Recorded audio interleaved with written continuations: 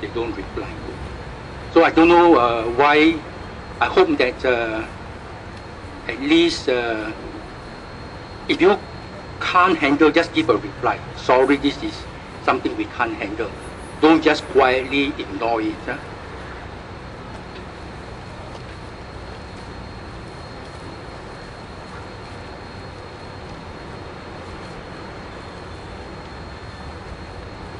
Now, so far the complaint with the banks is very slow, takes 5 to 10 weeks, 90% rejected, actually more than 90%. From what I know, 95% rejected. Then the complaint to FIDRAC, very few people submitted. And those who submit, very few cases are heard. So it's going to take a long time. Of course, 3 months ago, many people say want to take legal action. At that time, MAS says don't take legal action. Depend upon the complaint process in Singapore. But after 3 months and after this kind of result, many people are very impatient.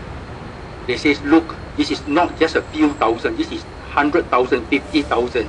This is 10 years, 20 years of savings. This is my whole lifetime of saving. And then I got no encouraging news. In fact, I got all the discouraging news. I'm going to take legal action. So many people already say they want to take legal action.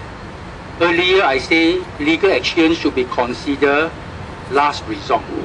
But by now, many people say this is already the last resort, legal action. Now, let me tell you about the legal action. Not only myself, I think about 10, 20 investors. We keep in touch with each other. They went to talk to many lawyers. I myself talked to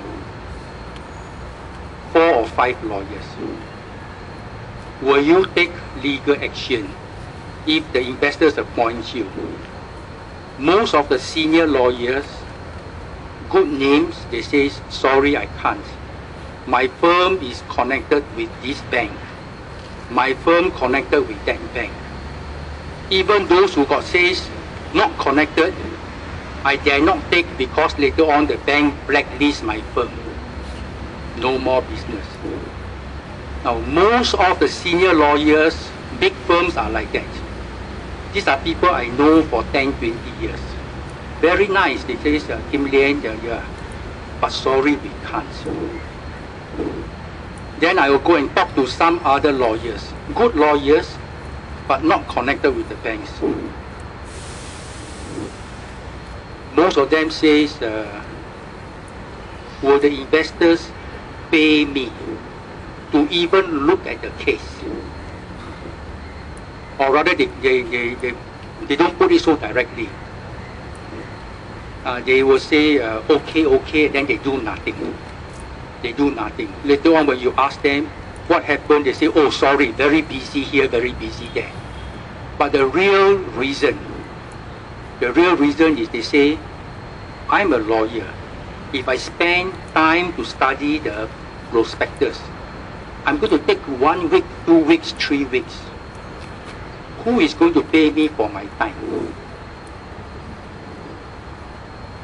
If I spend so much time and nobody engage me, my time is wasted. So many of the lawyers, they say, if you are willing to pay me now, I can study for you. But my fee is not cheap. I don't know, $1,000 an hour. I don't know, $500 an hour. I don't know. They don't want to say. But their fees is not cheap. And they come and tell you to study this will take how many days? Just to study. So very hard to get a lawyer want to study this. Anyway, the prospectus is so complicated. The only person who study this, spend the time to study this, are the investors. And me, I also study this. I spend many hours to study this. Of course, I don't charge anybody. But the lawyer expect to be paid to study this. So most of them don't want to spend the time to study this. So they say, if you engage me, then I will study this. You don't engage me, I will not study. That's why very few lawyers come forward. Now, the mini bond group went round, they formed a committee to went round and talk to 5, 6, 7 lawyers. And they come back, and finally, nobody wants to take up the case. Now, since the first day that we had the meeting here, I saw on television a lawyer called Mr. Leonard Lu on TV. He was explaining about these credit-linked notes. Later on, he came here and he introduced to me, Mr. Tan, I'm Leonard Lu, and he's been giving the cards to many investors. And of course, he invited the investors to go to his office. And many investors went to his office and they hear him. And according to Mr. Leonard Lu, about 200 people have appointed him, subject to confirmation, just what they call register to register. Okay, but I want to be very honest, and I hope that Mr. Leonard Lu don't mind my honesty. Where are you, Mr. Leonard Lu? Okay. Now, I myself also not so sure whether Leonard Lu is a right person or not. But at least he put in the effort to study, and he put in the effort to go and talk to many people.